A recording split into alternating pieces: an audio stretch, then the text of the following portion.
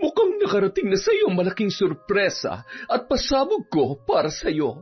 Alam mo kasi, wala naman akong pakialam kung mambababae ka, pero ayoko namang makikinabang siya sa pera at kahit na anong para sa akin at sa mga anak ko. Kaya kung siya lang din naman ang makikinabang, mas mabuti pang sunugin ko na lang. At saka, ganun-ganun na lang ba? Ang bagay sa katulad mo ay dun sa basurahan makipag-agawan sa langaw. Hayop ka! Hindi mo pwedeng gawin sa akin to! Pinaghirapan ko rin ang lahat ng meron ako! Mapapatay kita! Yan! Sige, tuluyan mo na yan! Nang matapos ng problema natin, hanggat nabubuhay siya, hindi niya tayo titigilan. Bago niya pa makuha ang lahat sa atin, kailangan nating maisalba kung anong meron tayo at magtago. Hindi tayo pwedeng makulong. Patayin mo na siya! Pagkatapos kong sundin lahat ng gusto mo, ngayong wala na akong pakinabang sa'yo, ganito ang gagawin mo. Isang malaking pagkakamali na nagpaloko ko sa'yo. Isa kang malaking pagkakamali. Ginawa ko ng lahat para lang makaahon sa hirap ng buhay. Pero paulit-ulit lang akong hinahabol ng kamalasan. Ayoko na. Pagod na ako sa buhay kong ito. Mas mabuti pang mamatay kaysa sa araw-araw kong makita ang sarili ko sa ganitong kalagayan. Taon 2007, Maynila, bandang 7:00 ng gabi. Tulak-tulak ni Lara ang kariton na pinaglalagyan niya ng mga kalakal.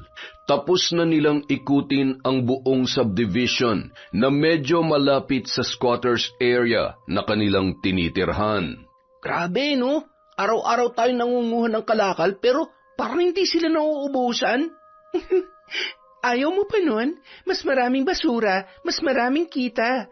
Basta, ayusin mong pangunguha ng kalakal sa mga basurahan. Nung isang araw ako patuloy na pagalitan ng matanda. Hindi nga ako may gawa nun. Alam mo naman yung matandang yun, saksakan ng sungit. At sa palagay ko, nag-uulyanin na. Itinatali ko pa nga na maayos yung mga garbage bag na basta-basta niya lang itinatambak dun sa harap ng bahay niya eh. Ay! Basta, mag-ingat na lang din tayo bago pa tayo pagbawalan na pumasok dito. Teka, asan pala yung pinsan mong si Marinel? Hindi na ba siya mangangalakal? Nangangalakal pa rin naman pero lagi siyang may lakad nitong nakaraan eh. Nagagalit na nga si tatay. Paano? Hindi kasi nagpapaalam. Alam mo no nakaraan, nakita ko siya nang bumaba ng tricycle. Hapit na hapit yung suot. Tapos yung muka, ang puti-puti na parang nasubsob sa pulbos. Tapos, ang pula ng nguso. Alam mo, gusto ko na nga isipin na sumasama na siya sa mga pokpok na taga rito sa atin na pag-alagala sa kalsada sa gabi. Ako, kapag nagkataong kawawa siya, hindi lang sakit ang aabutin niya. Kapag siyang minalas-malas, baka bigla na lang natin siya makita sa may dump site. Ay, alam mo naman yon, walang pinakikinggan.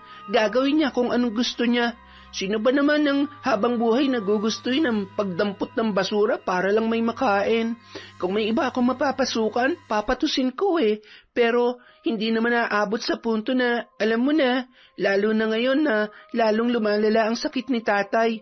Saan naman kami kukuha ng pampaospital? Alam mo, buti ka pa nga nakakapag-aral ka na ulit eh. Eh ako, imposible na makatapos ng high school sa edad kong to. Nakakahiya na. Ano ka ba? Walang matanda at bata sa pag-aaral. Mag-enroll ka lang tapos module lang yun.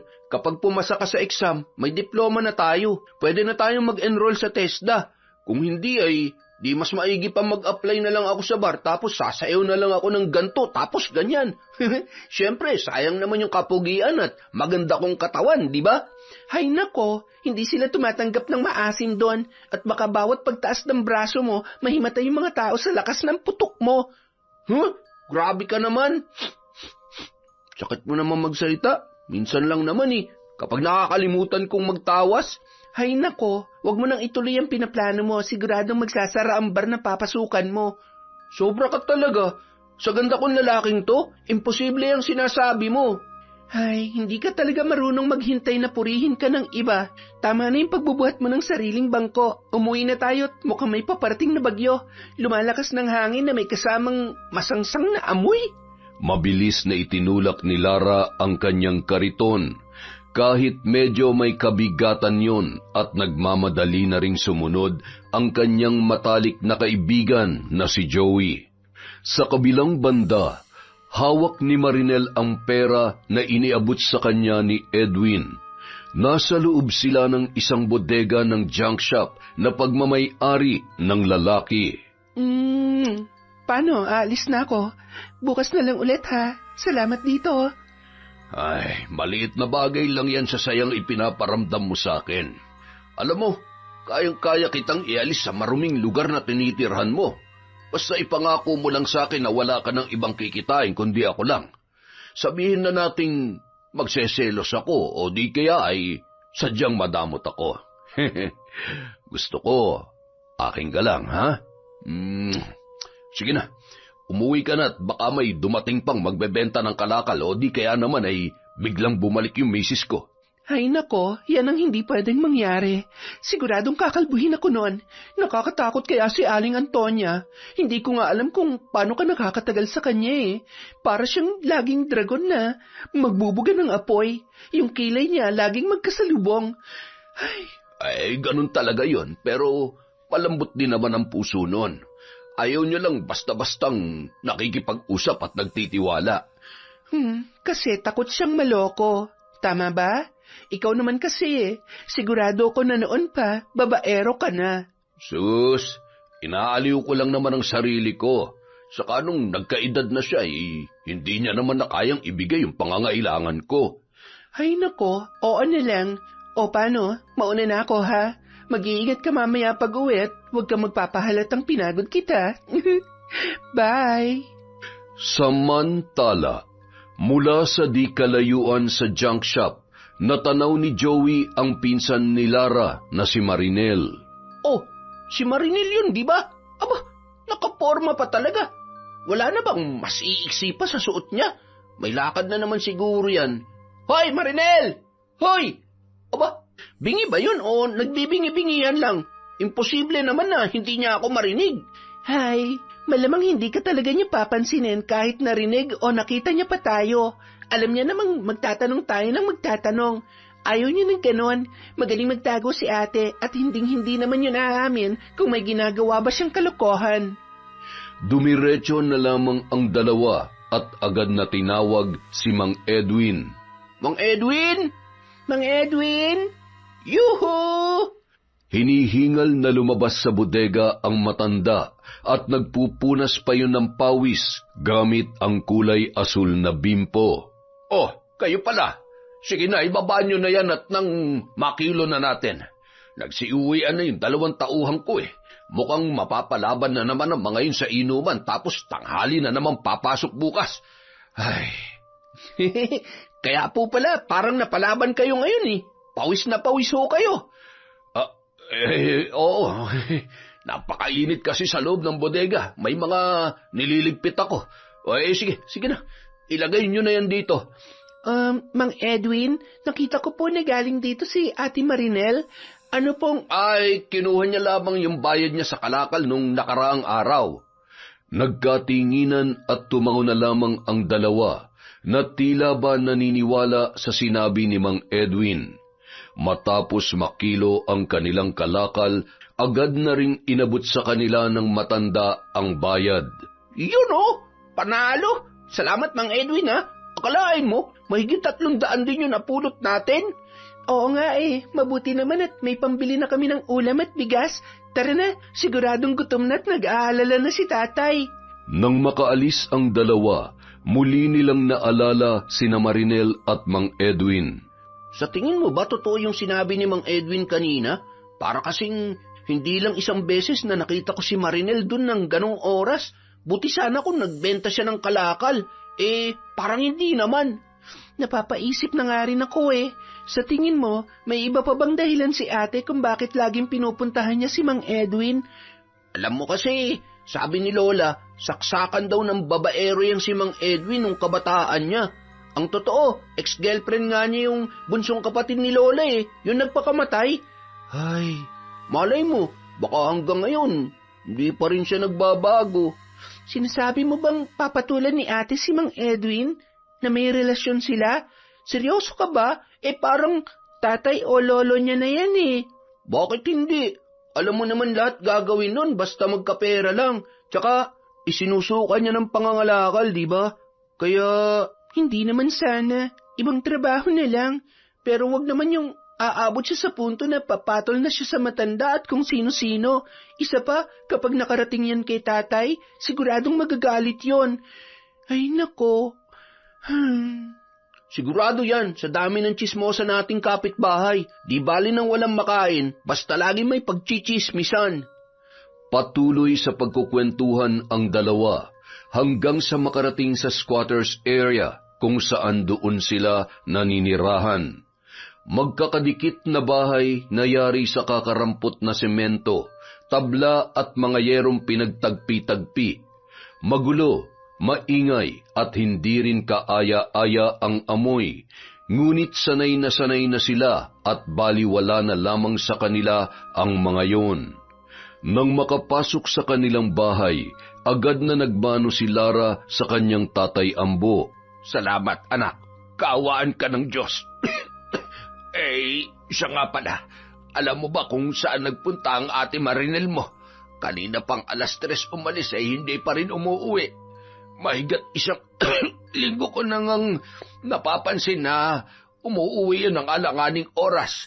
Hindi rin talaga marunong magpaalam ang babaeng yun, Tsaka meron akong narinig mula sa mga nagkukumpulang tsismosa dyan sa labas. Ay, may alam ka ba sa mga ginagawa ng pinsan mo? Ha, Lara? Wala po, Tay.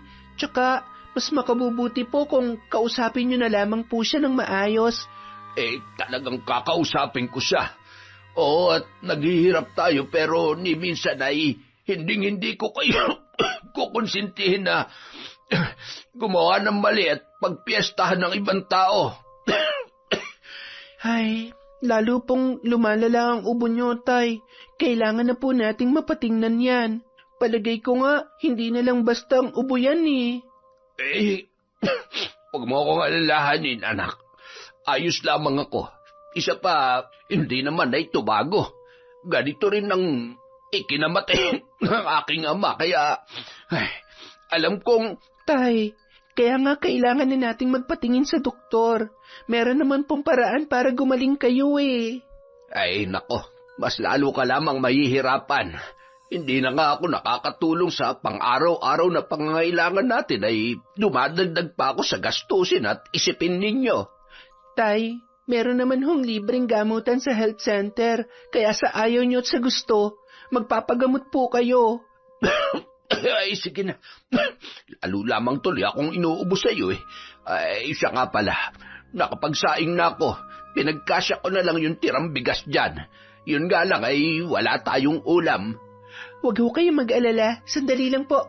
Maliligo lang po muna ako. Bibili na lang ho ako ng delata o kaya naman ay ihaw-ihaw para may ulam tayo. Nagmamadali nang tumungo sa maliit na banyo ang dalaga at agad na naligo. Lumabas yon na nakasapin lamang ng tuwalya. Papasok na sana siya sa kwarto nang biglang bumukas ang pintuan. Tada! Kain na tayo. Bumili ako ng lechon manok sa labas. Aba, kararating mo lang. Magbihis ka na, dali na. Nagugutom na ako At saka, nga pala, may ibibigay ako sa'yo. At syempre, sa paborito kong tiyuhin. Ate, sandali lang ha. Magbibihis lang ako saglit. Magsasalita na sana si Mang Ambo nang bigla yung pigilan ni Lara. Tay, sandali lang ha. Huwag niyo munang pagalitan si ate. Kumain muna tayo. Gutom na rin ako At saka, ang sarap kaya nung manok. Ay, isa ka rin yung bata ka, oo. Bilisan mo na. Baka pareho ko kayo. Ay. Anong pinagbubulungan niyo dyan? May problema po ba, Chong? Tada! Ayan, nakabihis na ako. Maghahain na ako ng kanin. Maupo ka na, Tay. Kakain na tayo. Buti na lang dumating ka na, ate. Lalabas pa lang sana ako para bumili ng ulam eh. Mabuti na lang at hindi ka pa nakabili. Nang makahain na, agad nang kumain ang mga yon ng kanilang hapunan.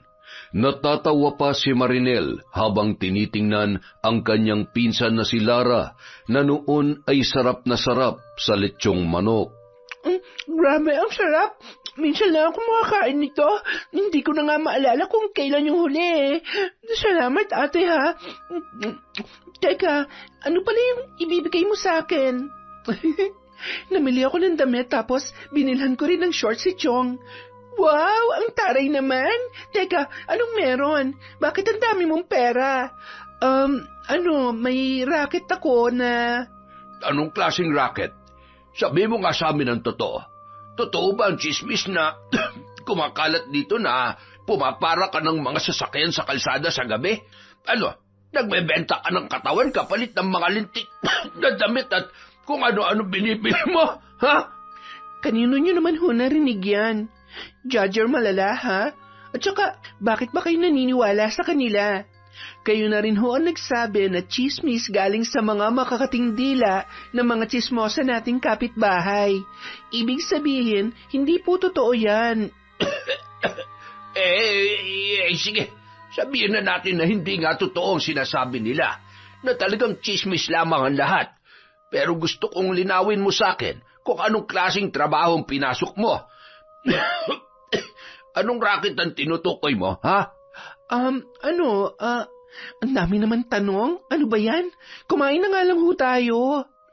Bakit hindi ka makasagot? Hindi mo alam ang isasagot mo, ano? Marinel, halos ako na nagpalaki sa'yo, kaya alam ko kung nagsisinungaling ka. Alam ko na may tinatago ka at napapansin ko na rin yung kakaibang kinikilos mo. Yung oras ng pag-uwi at ang madalas mong pag-alis-alis na hindi namin nalalaman. Alam niyo naman na pala eh. Bakit pa kayo nagtatanong? Hindi ko na kailangan magpaliwanag. Paniwalaan niyo kung anong gusto niyo. Masisisi niyo ba ako? Bakit kayo? Masaya ba kayo sa buhay niyo? Masama bang gumawa ng paraan para makaalis tayo dito? Masama bang tumikim ng masarap na buhay? Yung hindi mo na kailangang dumampot ng basura at magtulak ng kariton? Bakit sa tingin niyo masaya si Lara sa buhay na meron siya? Gusto niyo bang matulad kami kay Tia? Namatay sa pangangalakal? Na namatay na pero lugmok pa rin sa kahirapan? Bastos ka! Wala kang karapatang pagsabihan ako ng ganyan. Hindi solusyon sa kahirapan ng pagbebenta ng laman, Marinel. Lalo mo lamang binababa ang pagkatao mo. Kayo nagpalaki at kumupkup sa akin. Hindi ko nakakalimutan yon, Chong. Pero buhay ko to. Gagawin ko kung anong gusto ko at hindi niyo ako pwedeng diktahan. Isa pa, gusto ko lang naman makatulong eh. Kung magmamatigas ka at kung gusto mong ipagpatuloy ang ginagawa mo, mas makabubuti kung umalis ka na lamang dito. Tutal, sinusuka mo naman ang buhay na meron kami. Kapag wala ka na sa puder ko, malaya ka nang gawin ano man ang gusto mo. At kung ano man ang mangyari sa'yo, wala na akong pakialam. Kunin mo mga gamit mo at lumayas ka. Ate, huwag kang aalis. Tayo huwag niyo naman pong paalisin si ate. Wala po siyang... Manahimik ka, Lara. Huwag na huwag mo akong susawin kung ayaw mo matulad sa kanya. Ano pang hinihintay mo, Marinel? Kunin mo yung mga gamit mo at umalis ka na. Aalis ako at pinapangako ko. Hindi na ako babalik dito. Masyado kayo nagmamalinis. Sana lang talaga hindi umabot sa punto na mapilitan ang anak ninyo na maging katulad ko. Dahil kapag nagkataon, kakainin yung lahat ng sinasabi niyo sa akin. Padabog na nag-impake ng kanyang mga gamit si Marinel. Inilagay yon sa may kalakihang bag at agad na ring umalis. Tatay, talaga bang hayaan na lang nating umalis si ate? Paano kung may mangyaring masama sa kanya? Malaki na siya at kaya niya ng sarili niya. Iligpit mo na yung mga pinagkainan. At sinasabi ko sa'yo, wag na wag kang tutulad sa kanya. Marami pang ibang paraan para kumita ng pera, Lara. Kahit hindi madali, basta marangal at talagang pinagpaguran mo. Opo, alam ko naman po yun. Ang sarap-sarap pa naman ng kain ko kanina. Huwag mo nang kainin yan. Ipakain mo yan sa mga asong gala sa labas. Hindi pa ba malinaw sa'yo na sa maruming paraan niya kinuhang pinambili niya dyan? Hindi niya na binigyan ng kahihiyan ng sarili niya. Tama na, Tay. Sige po, matulog na po kayo. Ayan, teka, uminom po muna kayo ng tubig para bumaba yung lechon manok. Ay, yung plema dyan sa lalamunan nyo. Anong itatapon? Kakainin ko to. Sayang, sarap kaya nitong lechon. Minsan na nga lang makatikim nito tapos... Ay, saan kaya pupunta si ate? Samantala, Kung magpalayas siya, parang wala akong ambag sa bahay na yon. Tingnan lang natin kung kayanin ni Lara ang lahat. Saan ako magpapalipas ng gabi ngayon? Kung alam ko lang na palalayasin ako nun, ay nako, hindi na sana ako namili kanina. Tawagan ko kaya si Edwin. Siguradong tutulungan ako nun. Bahala na nga. Basta, gagawa ko ng paraan para hindi na ako bumalik sa lintik na pamumulot ng basura. pinagtitinginan pa siya ng mga taong nakatambay at mga kapitbahay nila habang siya ay naglalakad. Ayan, mukhang pinalayas na ni Mang Ambo. Haliparot din kasi, ano? Hindi na nahiya. Mahiya? Hindi ako dapat mahiya, lalo na sa'yo. Sa inyong lahat. Tumanda ka na't lahat-lahat, chismosa ka pa rin. Kung makapagsalita kayo at pag-usapan niyo ako, akala niyo naman may ambag kayo sa buhay ko. Kaya hindi kayo umaasenso eh. Dahil wala na kayong ginawa kundi bantayan ang buhay ng iba. Mga pangit, lalo ka na. Mukha kang matandang palaka. Nagtawanan naman ang mga kalalakihan na nakatambay roon. Nagpatuloy na siya sa paglalakad at lumingon pa sabay inirapan ang mga tsismosang nakatanaw pa rin sa kanya. Ano, Aling Marites? Tameme ka kay Marinel, no? Mukha ka raw palaka. Kokak, chismis pa nga. Magsiuwi na kasi kayo't ipahinga niyo yung mga bunganga niyo. Huwag muna kayong uminom at baka mapasmayan at lumawit yung dila niyo. Abat, tarantadong to. Huwag kang dadaan dito. Bubuhusan kita ng ihi ko mula sa anidorang lintik ka. Makalipas ang ilang minuto, nakarating na si Marinel sa tapat ng bahay ni Mang Edwin. Medyo may kalayuan din yun mula sa junk shop nito.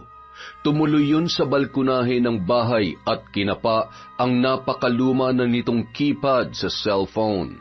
I-text ko kaya, baka sakaling gising pa siya. Parang may nanonood pa ng TV. Agad nung ginawa ang kanyang naisip at sa mga oras na yun, sakto namang nasa kwarto na ang asawa ni Mang Edwin na si Aling Antonia. Nagmamadaling lumabas ang lalaki at gulat na gulat nang makita ang dalaga sa kanilang balkonahe. Ay, pambihira naman oo. Bakit ka pumunta dito sa bahay? Ano bang kailangan mo? Malilintikan tayo sa ginagawa mo eh. Anong magagawa ko? Gusto mo ba magpalakad-lakad ako ngayong gabi o di kaya matulog sa kalsada? Ay, pinalayas ako sa bahay kaya tulungan mo naman ako. Kung hindi... Edwin, mahal, nasaan ka? Ay, yan ang abang sinasabi ko eh. Patay tayo neto. Kumalma ka nga, akong bahala. Basta, sakyan mo na lang ako, ha? Sumagot ka, tawagin mo siya papunta rito. Bilis! Ay, mahal, nandito ako sa balkonahe. Halika. Oh, Marinel, anong ginagawa mo dito? Alanganing oras na para magbenta ng kalakal. Mag-aalas 9 na, at hindi to junk shop. Bahay namin to.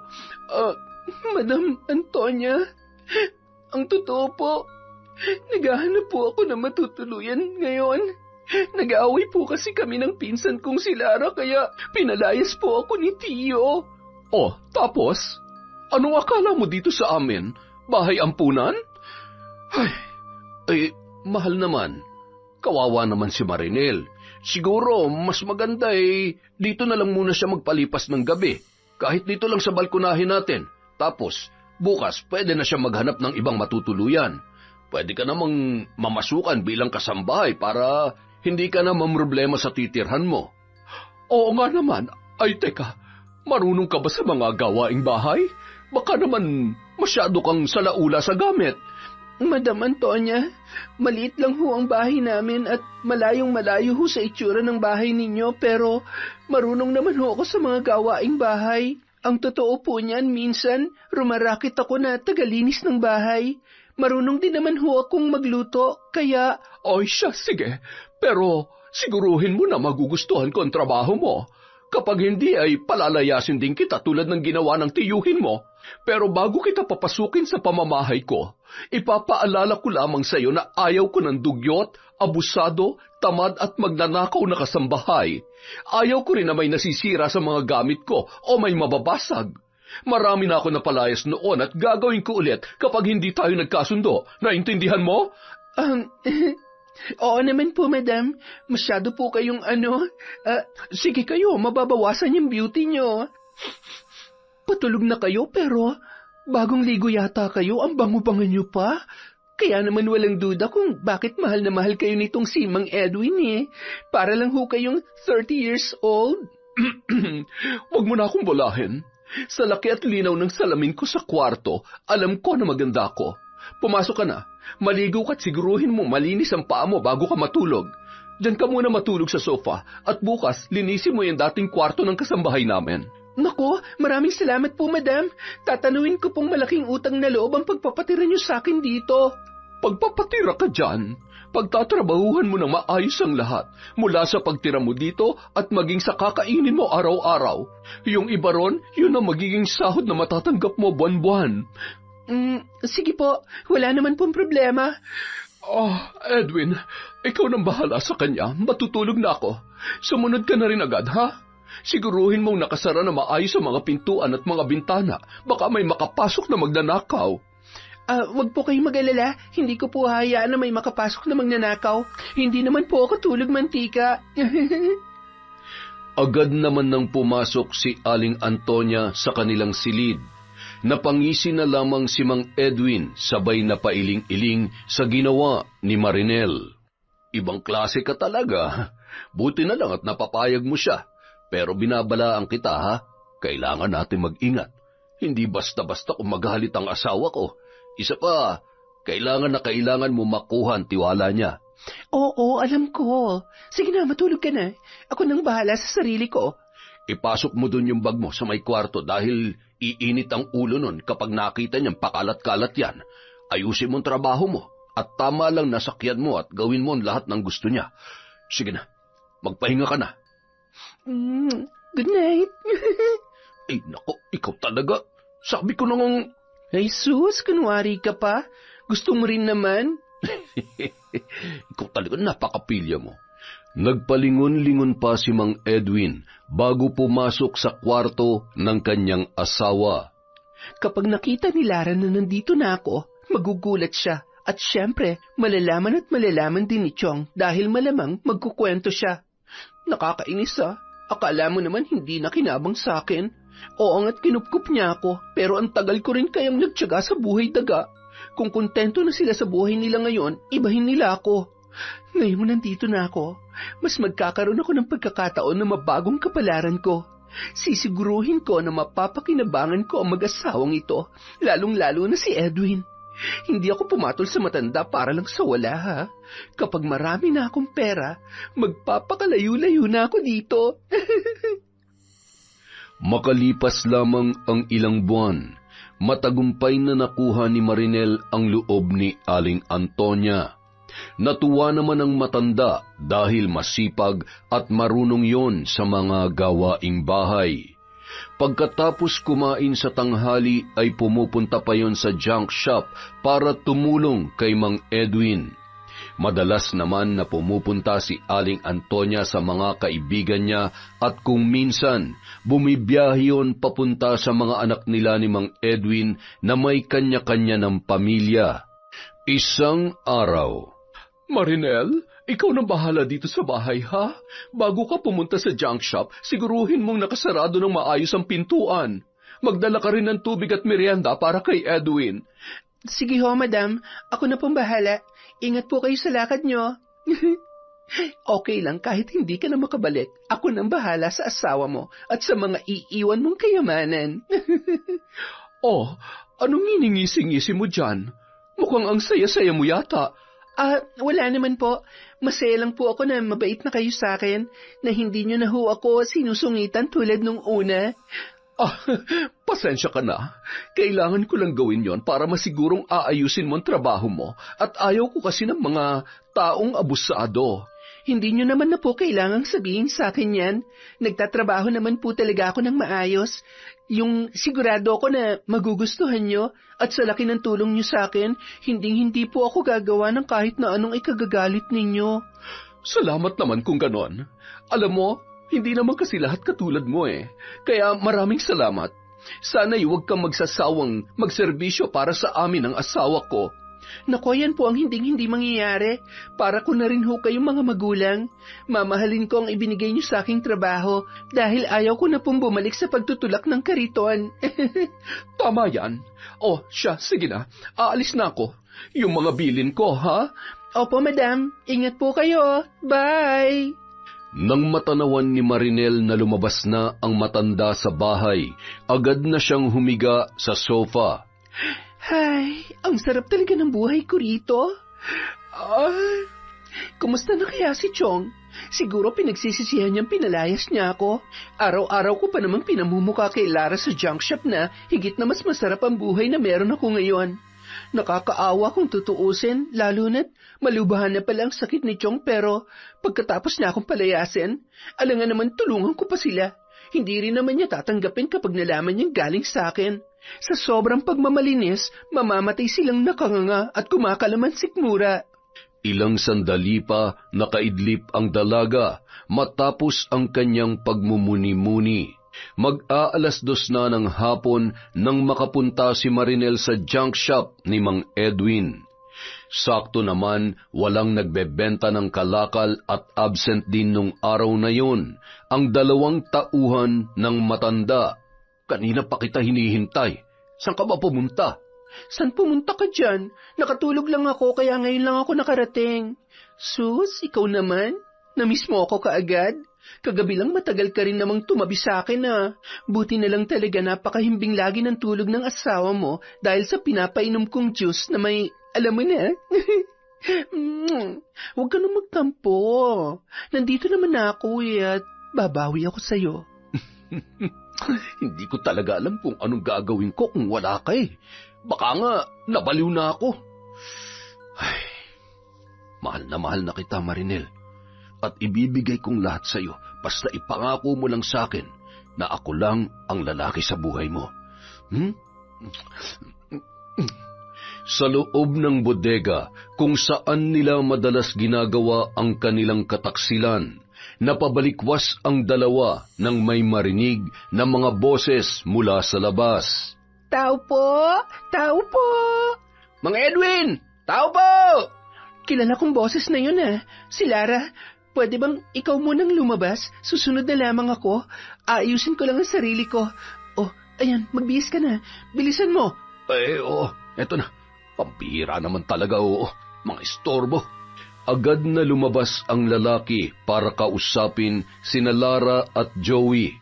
Mababakas naman ang lungkot sa mukha ng dalaga. May problema ba? Mang Edwin, wala na po si tatay. Ano? Ay, sumalangit nawa ang kanyang kaluluwa. Kailan pa? Ano nangyari? Kanina lang po. Naging mas malubha po ang sakit niya kaya sunod-sunod na ho yung pagsusuka niya ng dugo. Nasa morgue pa ho siya. Kailangan ko po sanang makausap si Ate Marinel. Nandito po ba siya? Sandali lang at maupo muna kayo riyan. Tatawagin ko lang. May pinapagawa kasi ako sa kanya sa bodega eh. Nang bumalik si Mang Edwin, kasama niya na si Marinel. Lara, totoo ba? Tumango na lamang ang dalaga, sabay na pahagulhol at yumakap sa kanyang pinsan. Ate Marinel, ikaw na lamang ang natitirang kamag-anak ko. Kailangan kong tulong mo. Patawarin mo na si tatay sa mga panghuhusga niya sa'yo at pagpapalayas niya sa'yo noon. Tulungan mo naman ako may Ipalibing siya na maayos, ate, ho. Pakiusap. Huwag ka nang umiyak. Hindi naman kita pababayaan eh. Oo, masama ang loob ko sa ginawa niya, pero pamilya pa rin tayo. Mahigpit ring tinugunan ni Marinel ang yakap ng kanyang pinsan.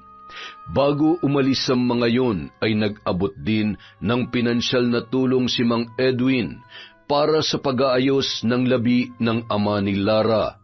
Umuwi muna si Marinel sa bahay para kumuha ng pera bago siya sumunod sa kanyang pinsan. Labis namang nagpapasalamat si Lara na sa kabila ng lahat ay hindi pa rin sila tinalikuran ni Marinel nung mga sandaling yun. Lumipas ang 3 araw, agad ring ipinalibing ni Lara ang kanyang ama na si Mang Ambo. Nagpatuloy naman ang muling maayos na relasyon ng magpinsan. Palagi niyang binibisita yon sa bahay. Naiintindihan mo naman siguro si tatay kung bakit nasabi at nagawa kanyang palayasin nung gabing yon, ate, di ba? Oo, may dahilan naman para magalit siya. Hindi ko naman itinatanggi na ginawa ko talaga yon. Oo, hindi naman talaga tama, pero yun lang ang naiisip kong paraan para... Ay, kalimutan na nga natin yon. Kumusta ka na ngayon, ate? Kumusta yung pagiging kasambahay? Maayos naman. Alam mo, pakikiusapan ko si Madam Antonia na kung pwede ay doon ka na lang din sa akin. Malaki yung kwarto ko doon.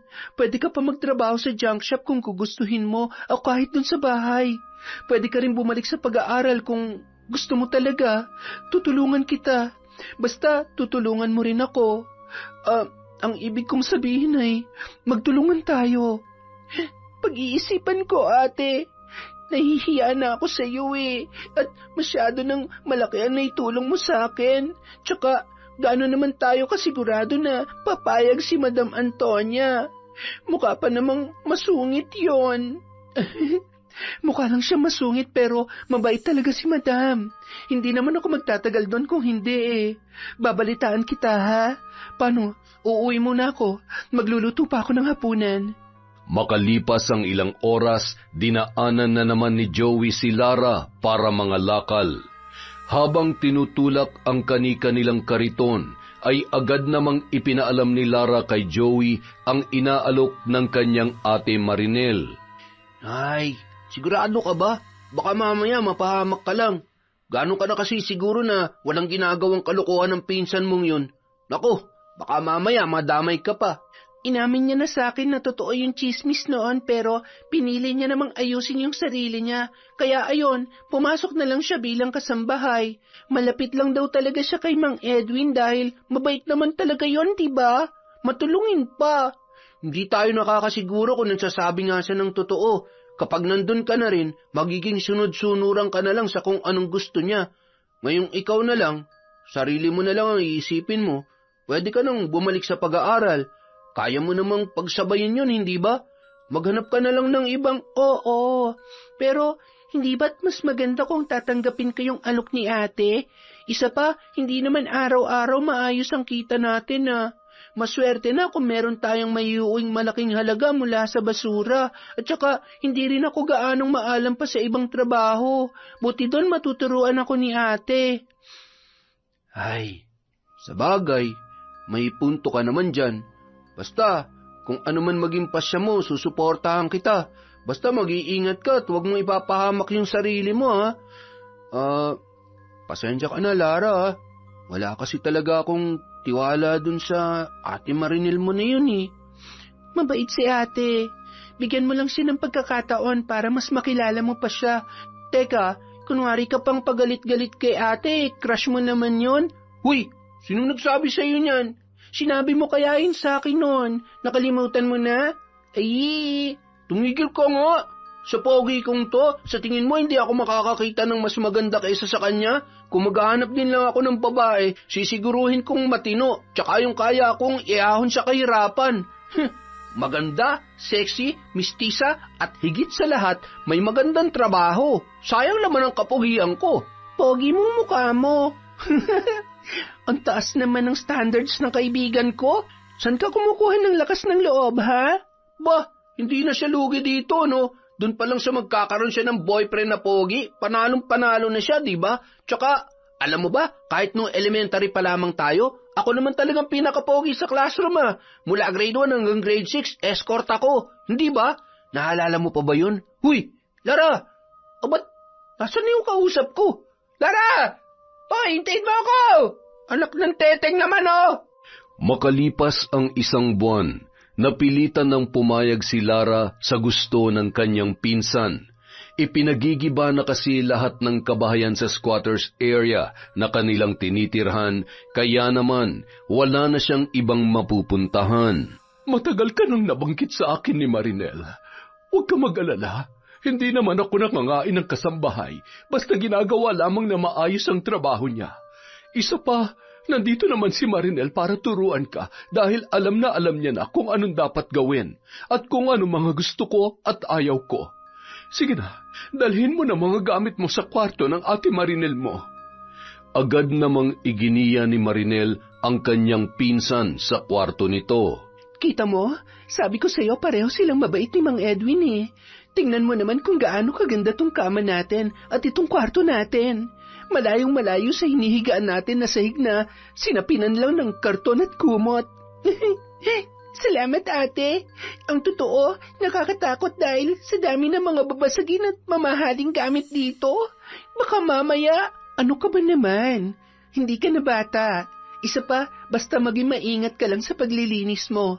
Kapag malapit ng susunod na pasukan, kakausapin ko si Madam Antonia tungkol sa pag-aaral mo. Pwede ka naman magtrabaho pagdating mo dito sa bahay. Siguro, kapag alam mo na rin ang pasikot-sikot dito, madalas na ako dun sa junk shop para may katuwang si Mang Edwin.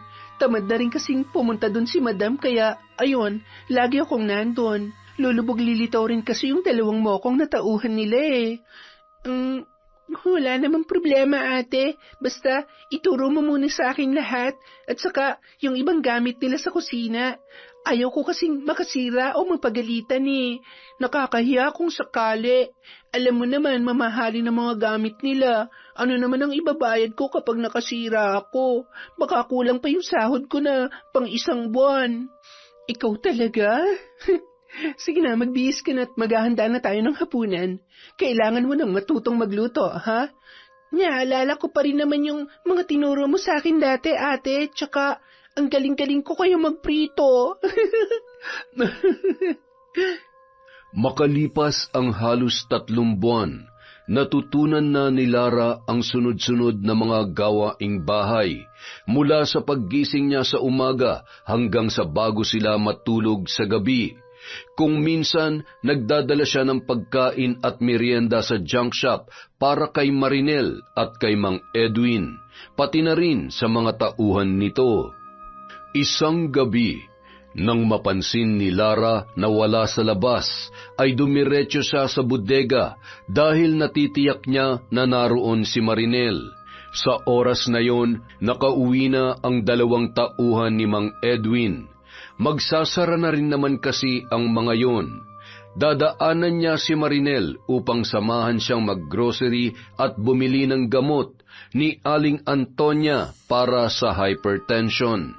Ngunit ng mga sandaling yon, hindi niya inaasahan ang kanyang makikita.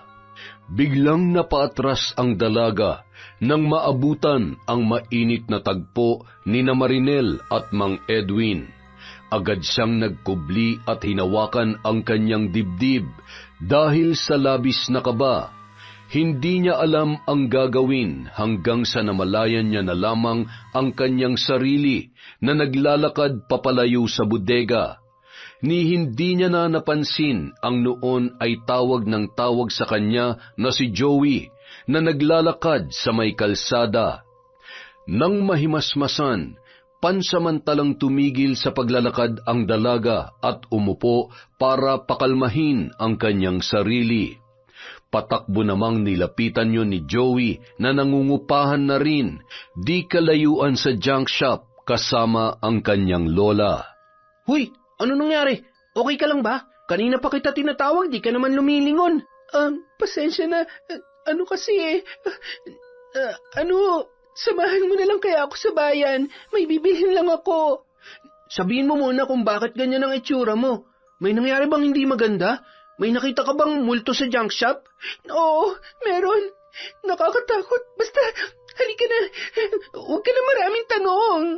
Agad nang sumakay ng tricycle ang dalawa at nanatiling walang kibo si Lara sa kabila ng napakarami at sunod-sunod na tanong ni Joey. Nakabili na lahat-lahat, hindi pa rin nakukuha nito ang sagot na gusto niyang marinig. Para ka namang others, niyaya mo pa ako rito, hindi mo naman pala ako kakausapin. Tsaka, ano ba't di mo masabi kung ano yung nangyari o nakita mo kanina? Ay, kahit kailan talaga, napakakulit mo. Ito na, sasabihin ko na, pero itika mo yung bibig mo, ha? Wala kang pagsasabihin at sa ating dalawa lang to. Oo naman. Anong kala mo sa akin? Chismoso? Baka lang kasi madulas ka eh. Naniniguro lang naman ako. Si Ate Marinel at si Mang Edwin. Tama ang hinala mo noon. Meron nga silang relasyon kasi nakita ko sila kanina. Ay, huwag na nga. Kinikilabutan ako eh. Talaga? Ano yung nakita mo kanina? Ikwento mo naman. Tatanungin pa talaga ako? Alam mo na yun. May ginagawa sila milagro sa junk shop. Malay ko ba naman na makikita ko sila sa ganung sitwasyon?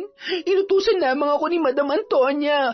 Naku, malaking gulo yan kapag nahuli sila. Baka mamaya madamay ka pa dyan. Yan ang nga bang sinasabi ko eh. Grabe, ibig sabihin, matagal na pala nilang niloloko si Aling Antonia. Grabe talaga yung ate mo ha, hindi man lamang tinablan ng takot. Napakagaling nila magtago. Alam mo, mukha lang maldita si Madam Antonia pero sa ilang buwan pa lang na nakakasama ko siya, mabuti siyang tao, mabait at matulungin. Mali si ate na pagsamantalahan niya yung kabaitan ng tao, pero mas walang konsensya yung asawa niya. Tumanda na siya't lahat, hindi pa rin siya nagbabago. Nang gabi rin yun, nang makauwi si Lara ay agad siyang inusisa ni Aling Antonia. Nadatnan niya ang mga yon, nakakain na. Mabuti naman at dumating ka na. Maupo ka na't kakain na tayo. Ay, siya nga pala, sabi mo dadaan ka ng junk shop para isama si Marinel. Pumunta ka ng junk shop? Ha? Ano po? Hindi. Naisip ko kasi pagod na si ate kaya dumiretso na lamang po ako sa bayan. Nung mga oras na yun, may kaba sa muka ni na Marinel at Edwin at pasimpleng nagkatinginan ang dalawa. Matapos kumain at magligpit ni Lara, tumungo na rin siya sa kanilang silid. Lara, pwede ba tayo mag-usap? Ano yun ate? May gusto ka bang sabihin sa akin? Oo, pero bago yon, sagutin mo muna ang tanong ko. Sigurado ka bang hindi ka dumaan sa junk shop kanina? Bakit? Kung dumaan ba ako, di dumaan ka nga. Oo, dumaan ako doon at nakita ko lahat. Alam ko na ang sikretong ugnayan niyo ni Mang Edwin, ate. Hindi ka ba natatakot sa ginagawa mo? Napakabait ni Madam sa atin para traidorin mo siya at paglaruan. Hindi mo alam ang mga sinasabi mo, Lara. Huwag ka makikialam sa diskarte ko kung ayaw mo makalimutan kung magpinsan tayo. Anong gusto mo, ate? Hayaan kita? Tapos ano? Ano mangyayari sa'yo kapag nalaman ni Madam ang totoo? Pwede kang mapahamak sa ginagawa mo. Mahigpit na hinawakan ni Marinel ang braso ng kanyang pinsan. Matagal kong pinagtrabahuhan para makuhang tiwala ni Antonia. Hindi ako tatanga-tanga para magpahuli. Alam ko kung anong ginagawa ko. Ngayon, kung kaya mo na ang sarili mo at hindi mo kayang sikmurain ang ginagawa ko, umalis ka na. Ewan ko na lang kung saan ka pupulutin. Baka nga gusto mo pa rin bumalik sa pamumulot ng basura eh. Sige, pero siguruhin mo na tahimik kang aalis. Kung ano man na nakita mo, hanggang dun na lamang yon. Naintindihan mo? Isa pa, hindi mo alam kung anong pwedeng gawin sa'yo ni Edwin sa oras na malaman niya na alam mo na ang tungkol sa amin. Kaya wala kang ibang dapat gawin kundi itiko mo yung bibig mo at umalis nang walang ibang sasabihin. Napakasama mo, ate. Hindi ko alam na aabot ka sa ganito. Naniwala ako na nagbago ka na pero nagkamali lang pala ako. Ang dami mong satsat. O ayan, Isilid mo riyan ang mga gamit mo. Ikaw na malinis at dakilang birhen. Gusto ko bago ako gumising, nakaalis ka na. Kinaumagahan. Madam, nakita niyo po ba si Lara? Ibig ko pong sabihin, kung nagpaalam po ba siya sa inyo? Nawawala po kasi yung mga gamit niya, tapos nawawalan din po ako ng pera. Ano? Pagkatapos mo siyang tulungan, nagawa ka pa niyang pagnakawan? Aba, hindi natin siya kailangan sa bahay na to. Hayaan mo't sa oras na makita ko siya, makakatikim siya ng maanghang na salita. Napaka-ingrata niya naman. Ay, huwag ka na umiyak. Mababawi mo rin ang pera mo. Ang mahalaga, huwag mo nang tulungan ang traidor mong pinsan. Kinagabihan ng araw ding yun, nasa labas ng bahay at pasimpleng nagmamasid si Antonia sa paparating na sina Marinel at Edwin. Nagtatawanan pa ang mga yon na animo ay may masayang pinag-uusapan. Nagpalingon-lingon pa si Edwin para masigurong walang tao at ninakawan ng halik ang dalaga. Nung mga oras na yon, nanlaki ang mga mata ng ginang. Ngunit tila ba naging estatwa siya sa kanyang kinatatayuan at ramdam niya ang pagbigat at pagkirot ng kanyang dibdib. Ilang segundo rin bago siya nakakubli sa gilid ng kanilang bahay. Ang lakas ng loob niyong pagtaksilan ako. Mga hayop, kung akala niyo maiisahan niyo ako, nagkakamali kayo. Pinaglalaruan niyo ko? Pues, makikipaglaro ako sa inyo. Mga hayop, mga taksil. Hinayaan niya munang kumalma ang sarili bago pumasok sa loob ng bahay. Siya na ang nagluto ng hapunan, kaya naman nadatnan niyang naghahain na si Marinel ng pagkain. "O mahal, saan ka galing? Kanina ka pa namin hinahanap. Maghapunan na tayo't na makapagpahinga na." "Ay, nakakapagod ang araw na ito. Ang dami naming inasikaso at niligpit dun sa junk shop. Naiintindihan ko kung bakit kayo pagod, mahal kong asawa. Araw-araw ka ba namang napapalaban? Buti nga't kinakaya mo pa." Ay, anong ibig mong sabihin, mahal? Ito naman, kunwari ka pa. Ang ibig kong sabihin, proud na proud ako sa kasipagan mo. Kaya nga, mahal na mahal kita eh. Ikaw, Marinel, kung maghahanap ka ng asawa, siguruhin mong masipag para kaya ka ring buhayin basta walang sabit, ha? Alam mo, marami pa namang lalaki ngayon na kung umastay binata kahit may asawa at mga anak na. Ang mga ganong lalaki, katawan lang ang habol noon. Gusto lang nilang tumikim ng ibang putahe pero ang totoo, para ka lang din basura na anumang oras maaari niyang itapon. Huwag po kayong mag-alala. Wala pa po sa isip kong pag-aasawa. Masaya na po ako sa buhay ko ngayon. Masaya ho akong nagtatrabaho para sa inyo mag-asawa. Ang totoo po, napakaswerte ko dahil parang nagkaroon din ako ng panibagong magulang. Nakaka-touch naman yun. Anong masasabi mo, mahal? Nanay at tatay na pala ang tingin sa atin ni Marinel. Alam mo, totoo naman para ka na rin naming anak ni Edwin. Hindi ba, mahal? Okay ka lang ba? Teka, kukuha lamang ako ng tubig na maiinom mo. Ito na po. Ayan na pala eh. Magaling talaga tong si Marinel. Mabilis kumilos. Wala naman talaga akong masabi sa'yo. Ang galing-galing mo sa lahat ng bagay. Uminom ka pa, mahal. Yan. Ubusin mo nang may masmasan ka. Pangit pa naman ang pakiramdam na nasasamid. Yung iba nga, namamatay sa ganyan eh. Hindi pa ako pwede mamatay dahil magsasama pa tayo ng matagal, mahal. Hindi naman natin hawak ang ating mga buhay, kaya pwedeng mauna ka na. Biro lang yan, mahal. Huwag kang mapipikon, ha? Habang kumakain, nagkukwentuhan sina Marinel at Edwin at masaya namang nakikidugtong si Aling Antonia habang pinagmamasdan ang mga kakaibang tinginan ng dalawa na dati ay hindi niya binibigyang mali siya dahil sa malayong agwat ng edad ng mga yon. Saksakan ka talaga ng bobo, Edwin, pagdating sa pambababae. Akala mo ba aalagaan ka ng kabit mo kapag walang-wala ka na? Tumanda ka na't lahat-lahat, hindi ka pa rin nagbabago. Tingnan lang natin kung sino magiging luhaan at magmamakaawa sa dulo. Ni isang kusing, wala akong ititira sa'yo.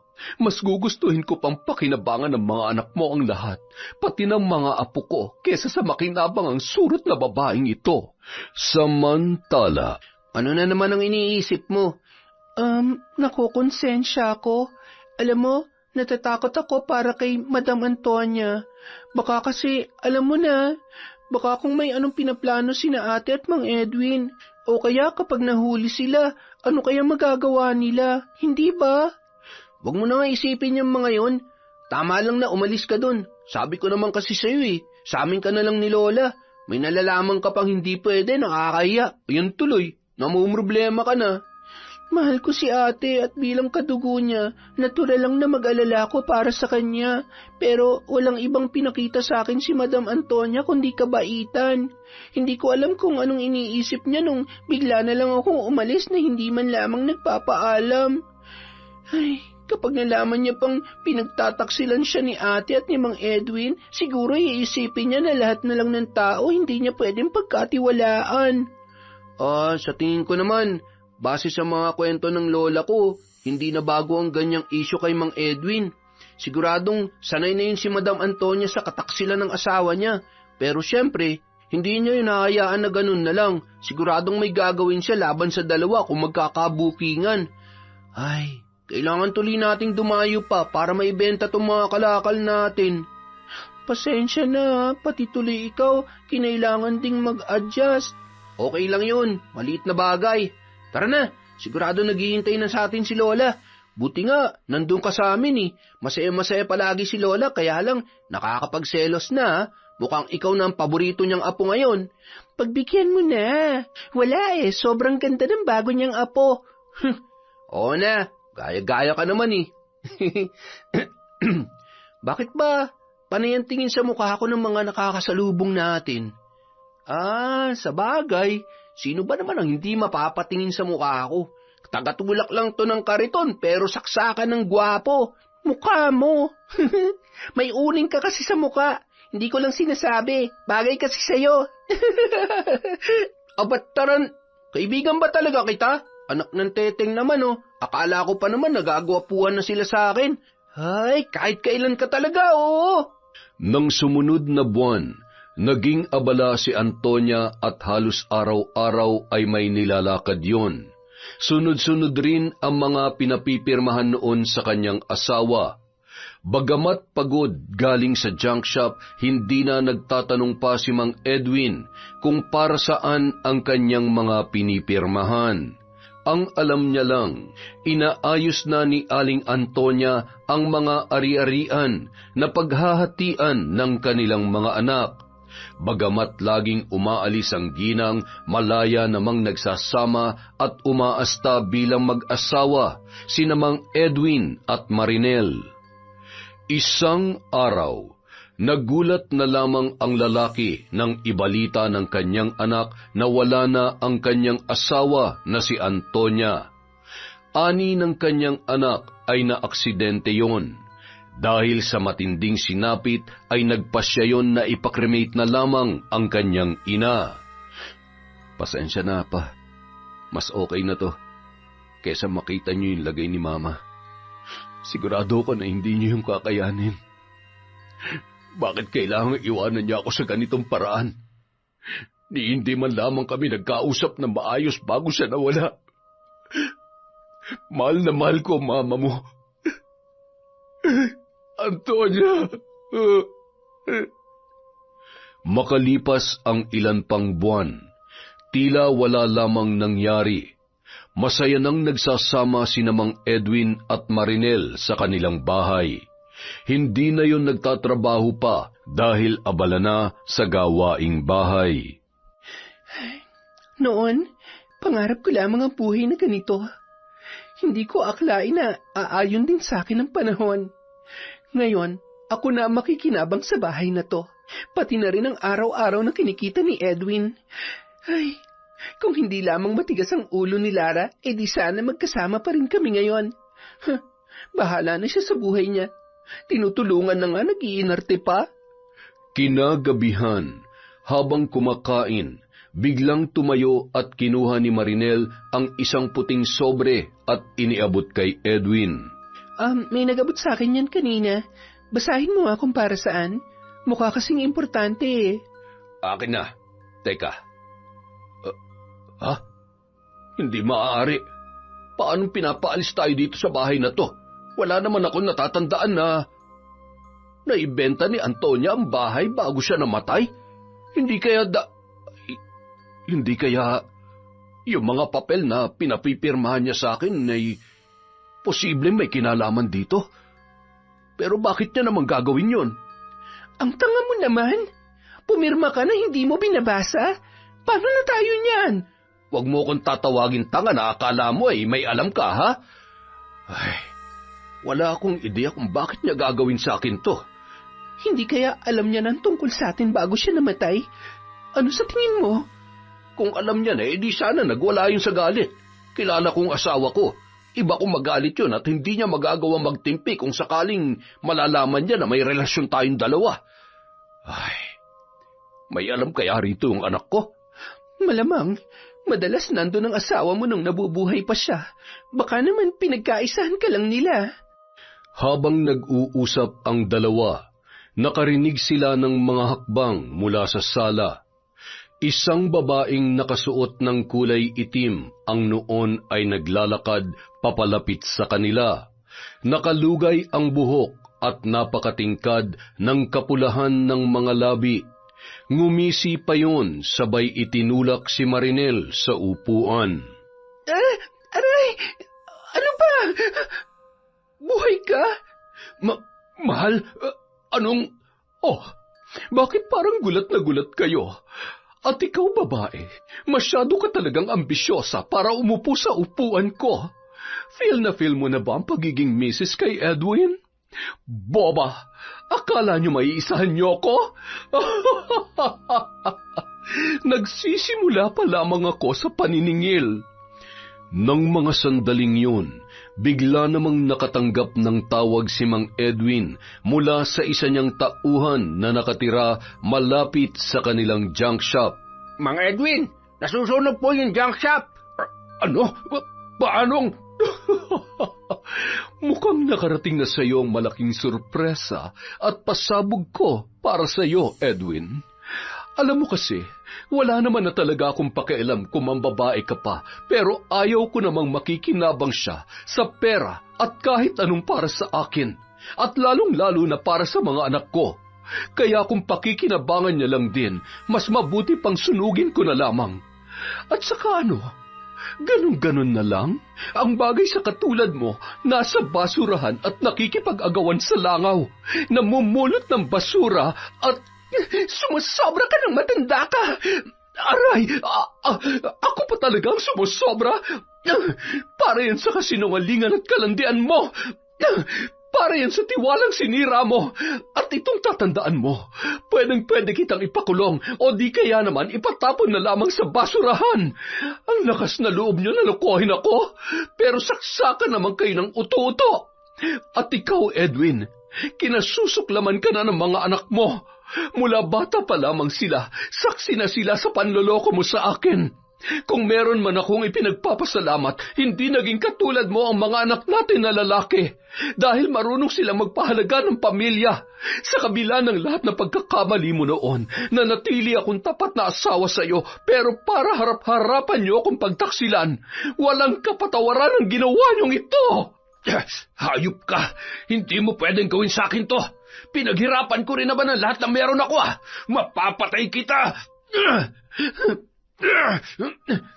Yan! Sige, tuluyan mo na yan. Nang matapos ng problema natin, hanggat nabubuhay siya, hindi niya tayo titigilan. Bago niya pa makuhang lahat sa atin, kailangan natin maisalba kung ano meron tayo at magtago. Hindi tayo pwedeng makulong. Patayin mo na siya! Nagpalingon-lingon si Marinel, sabay kinuha ang kutsilyo at sinaksak sa likod si Antonia.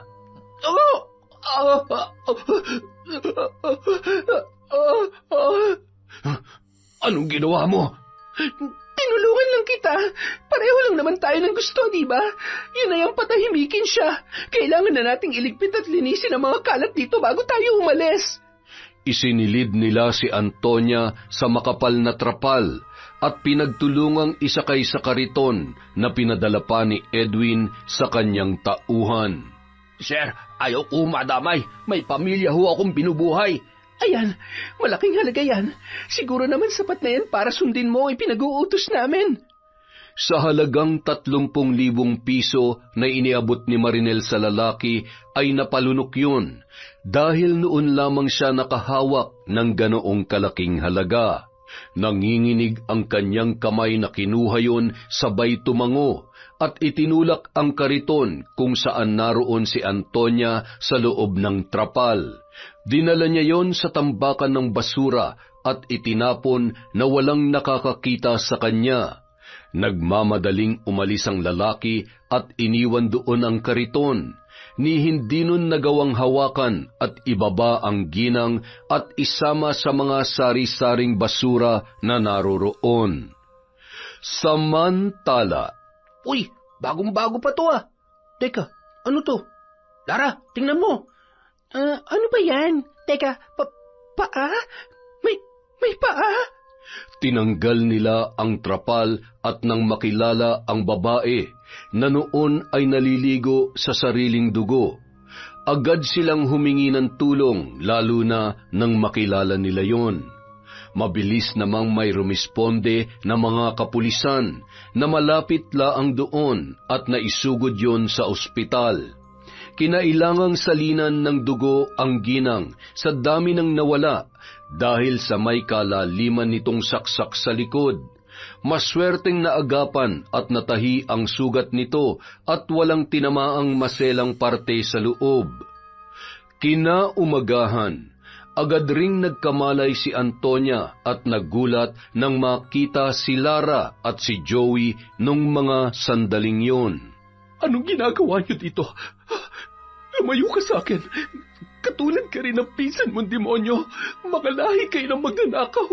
Mga traidor. Kumalma lang po kayo. Hindi po totoo ang sinasabi nyo. Kami pa nga po nakakita at nagligtas sa inyo eh. Yan po bang sinabi ni ate nung umalis ako? Hindi po ako magnanakaw. Hindi ko lang po masikmura ang ginagawa nila at pagsisinungaling niya sa inyo, kaya nung pinagsabihan ko ho siya, nagalit po siya sa akin at pinaalis niya po ako. Tinakot niya po ako para hindi ako maglakas loob na sabihin sa inyo ang totoo. Sila po bang may gawa nito sa inyo? Oo. Pagkatapos ng kataksilan nila, ang lakas ng loob pa nilang gawin sa akin to. Mga walang puso. Babalikan ko sila. Hindi ako papayag na hindi nila pagbayaran ang ginawa nila sa akin. Maraming salamat sa inyo. Nung mga oras na yun, nagmamadaling pinasok ni Lola Dolor ang silid kung saan naroon si Joey at si Lara. Gayon din ang noon ay emosyonal na si Antonia. Bitbit nun ang isang sisidlan, sabay iniabot sa kanyang apo na si Joey. Salamat naman at nagkamalay ka na. Ayan, mabuti pa'y pakainin mo muna siya. Ako nagluto nitong arroz caldo. Siya nga pala, Lara, Joey, umuwi muna kayo at magpahinga. Bago umalis ang dalawa, nakisuyo si Antonia na ipaalam sa kanyang panganay na anak ang nangyari para maasikaso siya, gayon din ang mga bayarin sa ospital. Ramdam ko ang sakit na pinagdaraanan mo. Alam mo, lumipas man ang panahon, ang kagaspangan ng ugali ng asawa mo ay sadyang hindi na magbabago pa. Napakahayop pa rin ng Edwin na yon. Kung makapagsalita kayo, parang kilalang-kilala niyo siya. Anong nalalaman niyo tungkol sa kanya? Nagpakamatay ang bunso kong kapatid nang dahil sa kanya, matapos niyang buntisin at tanggihan ang bata. Bago ka pa niya nakilala, marami na siyang pinaiyak at nilokong mga babae na matapos niyang pagsawaan at itrato na parang bagay na maaari niyang itapon at palitan. Pinili kong manahimik at kontrolin ang aking sarili na ipaghiganti ang aking kapatid dahil wala namang may kagustuhan na kitlin niya ang kanyang buhay. Pero dapat pala noon ko pa ginawa. Ngunit matagal ko ring dinala dahil hindi ko akalain na aabot sa ganito ang lahat. Kaya niyang patayin ang sarili niyang asawa. Hindi lamang siya, kundi pati na rin ang kabit niya. Siguradong nagtatago na sila ngayon. Ganon ba? Huwag ka mag-alala. Hindi naman nila mapagtataguan ang karma, ang balik ng ginawa nilang kasamaan. Gusto mo bang makaganti at sila ay pahirapan? Sabihin mo lamang, Antonia. Tutulungan kita magiganti. Matagal ko nang isinantabi ang kakayahan ko sa pambabarang. Ngunit ngayon, buo na ang loob ko na tulungan ka. Kung sana noon ko pa binarang ang asawa mo, maaaring natuto na siya sa kanyang mga pagkakamali. Wala naman akong dapat pagsisihan dahil meron akong matitinong anak. Sila ang nagbibigay sa akin ng respeto at pagmamahal. Tama kayo, hindi sapat na maubos ang kung anong meron siya. Kahit pa nga ipakulong sila, hindi pa rin sapat yon sa ginawa nila sa akin. Kaya oo, kailangan ko ang tulong niyo at hindi na ako makapaghintay pang pahirapan at pagbayarin sila. Makalipas ang 1 linggo, sa isang maliit na bahay na pansamantala nilang tinutuluyan. Anong nawawala? Hindi tayo pwedeng mawala ng pera. Saan mo ba kasi nilagay? Ano, dito na lang tayo magtsatsaga sa mabahong lugar na ito? Babalik ako sa pangangalakal katulad ng mga kapitbahay natin dito? Yak! Posibleng nasalisihan tayo o baka naman ikaw ang nagtago. At ako pa talagang pinagbibintangan mo? Saan ko naman dadali ng pera na yon? Buiset, ano nang gagawin natin ngayon? Hindi ako makahinga na maayos. Bigla na lamang yun natumba sa kanyang kinatatayuan at nanigas ang kalahating katawan. Ano ka ba naman, Edwin? Huwag ka magbiro ng ganyan, hindi ka nakakatawa. Bumangon ka dyan. Wala na nga tayong pera, sumasabay ka pa. Anong nangyayari sa akin? Tulungan mo ko. Agad namang lumabas si Marinel para humingi ng tulong. Napahigain sa katre si Edwin. Kailangan mo siyang dalhin sa ospital. Baka kung ano pa mangyari dyan. Wala kaming pera. Wala na nga kami makain, pampagamot pa kaya. Ay. Makalipas ang ilang araw, lalo lamang lumala ang kondisyon ni Edwin. Siguradong nararanasan na ninyo ang unti-unting kamalasan na dumadapo sa inyong buhay. Para kayong mga bahay na unti-unting inaanay. Ipaparanas ko sa inyo ang pait at pasakit na nararapat ninyong maranasan hanggang sa magmakaawa kayo at gumapang sa lupa na humihingi ng kapatawaran at manlilimos ng buhay. Mula ng gabing yun, maliban sa pagkaparalisa ay may mga tumubo na rin na kung ano-ano sa katawan ni Edwin, partikular sa kanyang dibdib, tiyan at sa pribadong bahagi ng kanyang katawan. Humihiyaw yun sa sakit na animo ay sinisilaban. Ano ba? Hindi ka ba tatahimik? Napapagod na nga akong dumiskarte para may makain tayo tapos ganito palagi ang madadatnan ko. Tsaka ano bang... Ay, tumahay ka na naman sa salawal mo. Nakakadiri ka talaga. Mamatay ka na. Pabigat ka lang sa buhay ko. Agad niyang kinuha ang timba na may lamang tubig at galit na binuhusan ang lalaki. Yan ang dapat sa'yo. Buisit ka. Ang baho-baho mo! Pabigat ka lang sa buhay ko! Mamatay ka na sana! Pagkatapos kong sundin lahat ng gusto mo, ngayong wala na akong pakinabang sa'yo. Ganitong gagawin mo. Isang pagkakamali na nagpatukso ko sa'yo. Isa kang malaking pagkakamali sa buhay ko. Hindi mo ako madadala sa paawa at kadramahan mo. Bahala ka na sa buhay mo. Ilang sandali lamang, bumulwak sa bibig ng lalaki ang napakaraming dugo at may tumagos na mga kalawanging pako sa kanyang leeg. Anong gagawin ko? Baka isipin nila ako pa may gawa nito. Ay, kailangan ko nang umalis. Kinuha niya ang bote ng gaas at posporo, sabay ibinuhos sa dingding at sinilaban, na agad namang nagliyab. Patawarin mo ko, Edwin. Mas mabuti nang mawala ka sa ganitong paraan at mas okay na rin na matuluyan ka. Hirap na ako sa sitwasyon natin. Magsisimula akong ulit. Gagawa ako ng paraan para kumita ng pera. Bakit pa nangyayari sa akin to? Nakakainis. Buwisit na buhay to. Humingi siya ng tulong sa mga naroon na nag-aakalang aksidenteng nasunog ang pinagtagpi-tagpi na pansamantala nilang tirahan kasama si Edwin. Bagamat kapos ay inabutan nila si Marinel ng pera nang manghingiyon ng pamasahe, hanggang sa makalikom siya at tumungo muli sa Karatig, Lalawigan. Doon, nagtrabaho siya sa isang bar at muling naging suki ng kung sino-sinong kalalakihan. Isang gabi, habang kausap ang isang lalaki at hinahaplos-haplos niya ang malaking braso noon, ay bigla siyang napaatras. Ano yan? Napakabaho naman ng hininga niya ba yun o utot? Buwisit. Lugi pa yata ako sa ibabayad ko rito. Nakakadiri.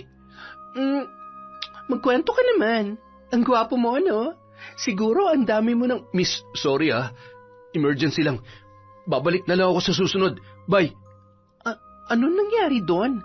Bakit parang nasusuka siya? Ay, makapunta nga muna sa CR at makapag-retouch. Pagpasok sa banyo, nakatayo siya at humarap sa salamin. Sabay tinitigan ang kanyang sarili. Napaatras ang babae nang may bigla siyang nakita sa salamin. Ang duguan na si Antonia at ang noon ay sunog at tila ba na aagnas na umuusok pa na si Edwin. Lumayo kayo! Huwag kayo lalapit sa akin! Wag! Samantala, habang hawak ni Lola ang kamay ni Antonia, malaya nilang pinagmamasdan habang naglalakbay ang mga nangyayari kay Marinel. Ang sarap-sarap niyang pagmasdan. Nararapat lamang yan sa kanya. Masyado na siyang maraming kasalanan at kailangan niyang pagbayaran ng lahat. Siguradong sabik na ang impyerno sa kanyang pagdating.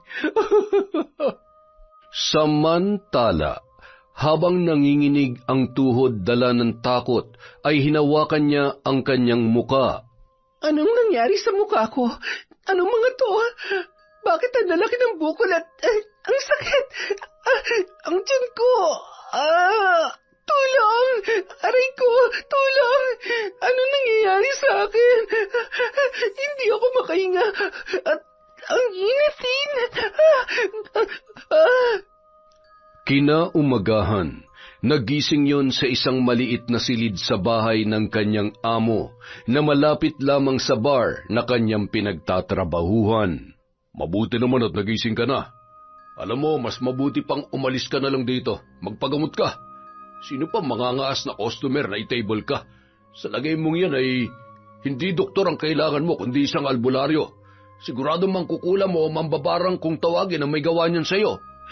Wala na ho akong mapupuntahan. Tulungan niyo naman po ako. Ay, sa dami kong dapat asikasuhin, abala ka lamang. O ayan, 500. Makakaalis ka na at huwag ka nang babalik dito, ha? Ay, naku, napakabaho.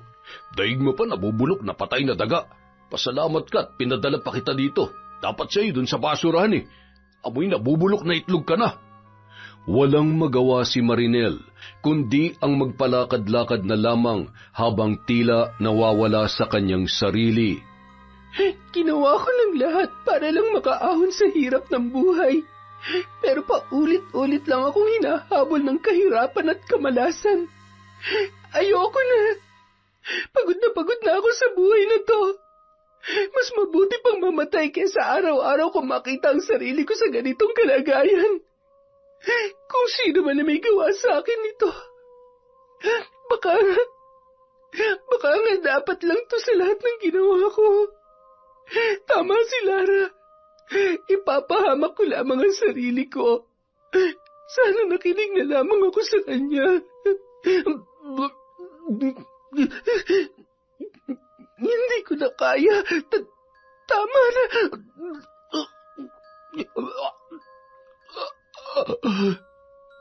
Nagliparan ang mga insekto mula sa butas-butas na katawan ng dalaga. Napakrus ang mga nakakita at ang iba ay nagsitakbuhan dala ng takot. Isang matanda ang lumapit sa babaeng noon ay wala ng buhay. Isang mabagsik na mambabarang ang may gawa nito. Kaawaan ka nawa ng Diyos, ngunit marahil ay malaki ang iyong kasalanan para pagdaanan mo ito.